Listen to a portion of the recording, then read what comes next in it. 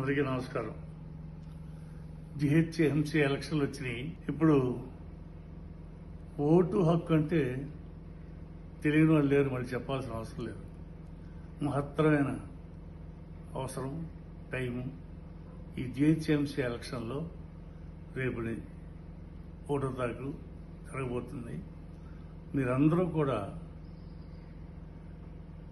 ఇల్లు వదిలి పోలింగ్ బూత్కి వచ్చి కోవిడ్ గురించి భయపడొద్దు, మాస్క్ పెట్టుకుని చక్కగా దూరం పాటిస్తూ వెళ్ళి ఓటు వేయాలని నేను మనస్ఫూర్తిగా మీ అందరినీ అభ్యర్థిస్తున్నాను. ఎందుకంటే మనం ఓటేస్తేనే మనకి ఎవరు కావాలో, ఎవరు మంచి క్యాండిడేటో మనం ఓటు వేసిన దాన్ని బట్టి తెలుస్తుంది. మనకి తెలిసి కూడా ఓటు వేయడం మానేయడం మంచి పని కాదు.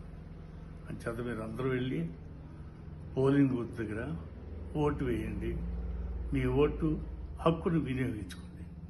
నమస్కారం.